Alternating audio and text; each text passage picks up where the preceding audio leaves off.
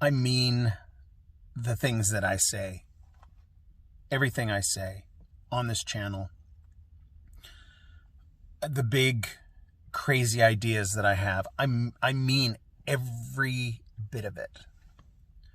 I mean it when I say I believe the Soghomon Tehlirian story, or the Soghomon Tehlirian story, will change the world. Why am I saying that now? Well, the world is changing dramatically, very quickly.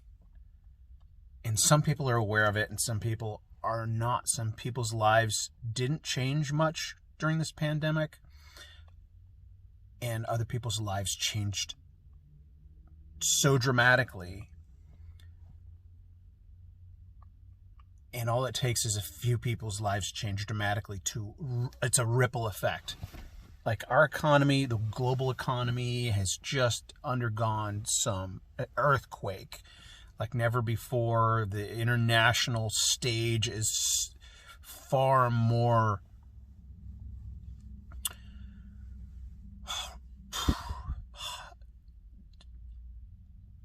what's the word? Volatile, potentially volatile right now. Hello, welcome to Sovereign Artsakh. I'm gonna try and make this a short one. We'll see. I'm Michael, a non-Armenian who has the rights to the Soghomon Tehlirian story. It's in development. The memoir is being published. It's just this long process that I've been going through in the last 3.5 years. And in the last video, I talked about Soghomon hearing or having visions and nightmares of his mother, and his mother telling him that he couldn't be with her in heaven until he killed Talat Pasha, the architect of the Armenian genocide. Before I continue, share, like if you want, if you believe in what I'm doing, if you want to help, the best way to help is to share. Pass these videos around to people that you think might just be curious what the heck this non-Armenian guy's talking about. I'm a Hollywood guy. I'm making a project. It's pandemic has shut a lot of things down, slowed things down. Doesn't mean things have stopped. And I think it was a good thing that it slowed down. I won't go into that. But, so, click the like button, share, subscribe, go to the comment section, etc. I am a Christian. I believe in the supernatural. I believe that it's weird to even say supernatural. If there is a God, it's not supernatural. It's natural. It's normal, right? That unexplained things happen all the time. And there are Turks and Azeris who watch this. And okay, so there are probably Armenians who watch this who are like, I don't believe in God, right? But they watch it because I'm talking about the Armenian genocide.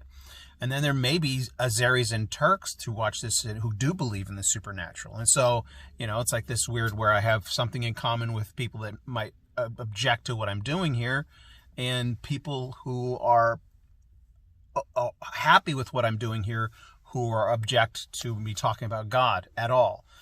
And I understand that. I understand that how can there be a God if these horrible things have happened, right? And that's one of the main arguments that people bring up.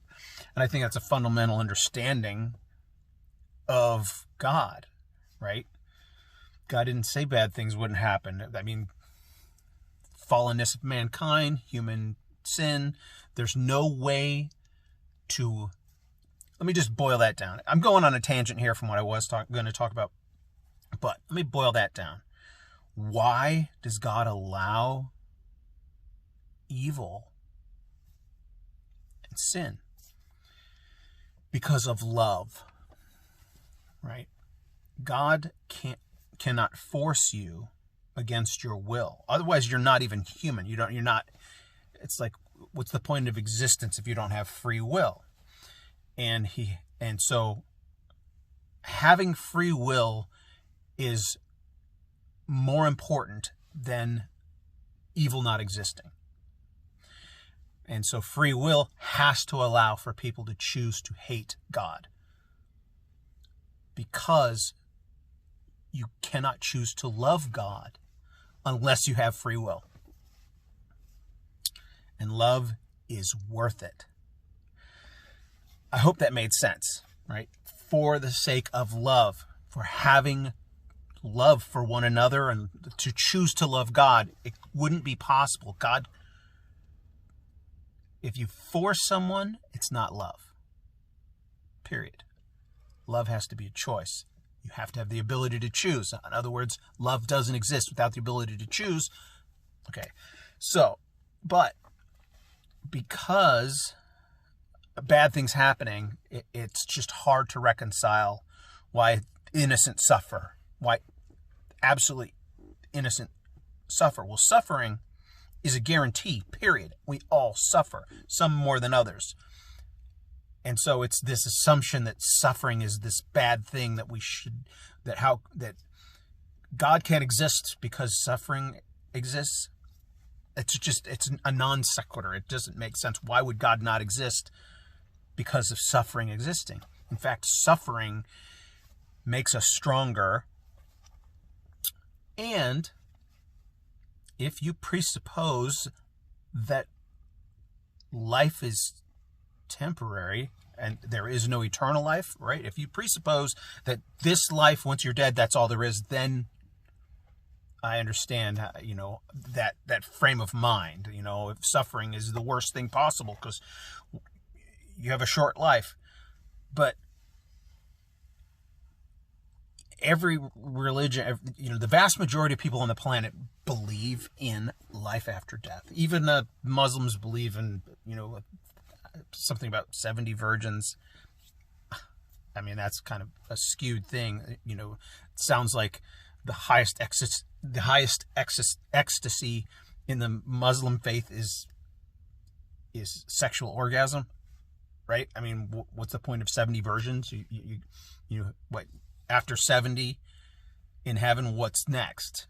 Right? I don't get any of that. I haven't researched it at all, but at least there's some belief in life after death, right?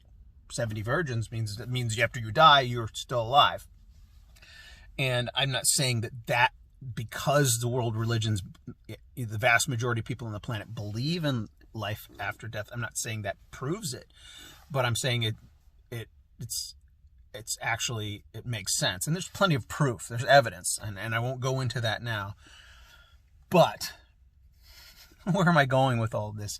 I believe everything I say because miracles have happened in this process. All right. Sorry, my head is tilting. I'm just feeling like it. Let me just tell you one miracle. But before I do that, I'll try and make this quick. I believe this channel and you guys watching are the foundation of and I'm talking long term, right? I'm not saying this dramatic change is going to happen in a year or two or three or four. It could be 10, 20, 30 years. I'm looking long term, right? And I believe this is the beginning, like this following on YouTube, or whatever, that my fan base or the loyal supporters and detractors, this is the beginning. And Gideon, right? There's a story in the Old Testament. Before there were kings in Israel, there were judges. And judges were just appointed by God. God spoke to them, go do this. And they're like, who, me? Okay. Some of them challenged God and tested God.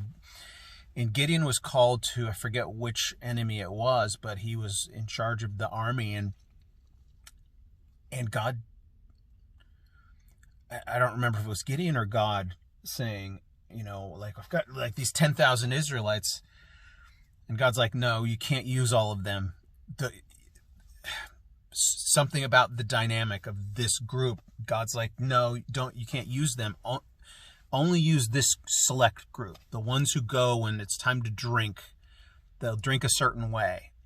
Only take the ones that drink this certain way. Literally. Like that was the criterion. Tell all of the guys in the military that are ready to go to battle, sorry, just single out this one group, this specific group of people. It was like 300 guys that drank the water in a very specific way, and that was his army, and they routed the enemy, this tiny little group. And it was like, so I'm not saying you guys are my Gideon army, but it starts small. Sometimes very small things blow up into huge victories. So let me tell you a verifiable miracle associated with this project. And there's multiple. I'm just going to tell you this one. All right. This is a miracle. This video is way longer than I expected. So if you've lasted this long, here is evidence of a miracle. I came to the Soghomon story October of 2017. I've discovered that he wrote his own memoir. I go into the Armenian bookstore. This is like my second time into this bookstore, I think. And talk to the bookstore owner. And I'm like, do you have a copy of the memoir? And he's like, no, but even if I did, it wouldn't do you any good. It's never been translated into English. So here I am in this moment, a Hollywood guy looking for a story and come across this most incredible story that I've never heard, that the world has never heard. Like the world, Hollywood. Like this is as Hollywood as a story as you can get. And I'm like, wow. It was like buried treasure, like striking gold. And it not being translated into English was a part of that. That's the buried part of the treasure. It's like, wait, that's why Hollywood hasn't made it yet, because it's never been told in English. If it had been translated a long time ago, people would have been all over it. And so it's like, my thoughts were, I've got to get the rights to this. I got to find the family. The wheels were turning so fast. There was so much stuff going through my mind. And I'm like, what am I going to do? Like, here's this memoir. It exists. And that's the story you want to tell. The first person point of view of this hero. The guy wrote it all out. I'm like, oh my gosh. But I couldn't read it. And I'm sitting there. I literally pull up a stool in the bookstore. Here's the miracle. I've got this incredible treasure right in front of me. And this guy walks in. This young Armenian historian. He walks in, goes to the back. Well, I mean, I didn't see it. Like somebody walked past me, goes to the back, and then he comes out, and the bookstore owner comes out, and he's like, wow. And these are his words. It's such a coincidence that you're here. Right? And this is the bookstore owner saying it to me. Now, that word coincidence, I don't believe means anything. I think the word coincidence is just a made-up word to explain away some uncanny harmonizing of events. And that's God at work, right? Whenever we say coincidence, it's recognizing a pattern in nature. That's all it is. It's God has things, he has a plan, and sometimes you get to see it, and that's what I think a coincidence. So this guy comes out. Sorry. What a coincidence you're here. He introduces me to this young historian. And the reason this is a miracle, number one, is I didn't even know what I needed yet. I just knew I was on to something. I knew what I wanted. I wanted the rights to this story, but I didn't know anything about the family or anything. You know, how to get the rights to this story.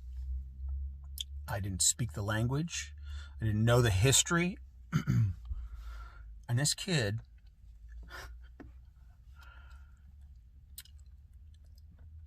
he had his master's in Ottoman history, and he was starting to apply for his PhD. And he worked literally with it. He had just lost his job, this job. He had worked for 7 years as a staff historian for the guy who translated the Soghomon court trial. The English translation of the transcript from the Berlin court trial. This kid worked in that guy's office, the guy that translated it and published it. And I had just read that book. Okay? That's number one. Number two, this kid's Armenian. I'm like, can you Can you translate the memoir for me? I don't mean a detailed translation. Can you read it to me? Yes. That's number 2. So over the next 3 months, he would do an audio translation. He just read it in Armenian and translate it so that I got to see in my mind this incredible story. It was more incredible than I imagined. And number 3, he had been to the family's home. He personally had personal contact with the descendants of Soghomon Tehlirian and introduced me to them. Okay? So imagine my position as a Christian, believing I'm supposed to tell this story. That kid walks into my life the moment I need him, before I even knew I needed him. He's my co-host on the other podcast, on the other channel. So those of you who don't believe and those of you who are opposed to what I'm doing, I'm just telling you the truth. That's all I'm doing on this channel. And my other channel, which, Tales of Truth. All right, share this. Wow, this is long, but those of you who made it to the end, you got to hear about a miracle. That's a miracle. That is textbook definition of a miracle.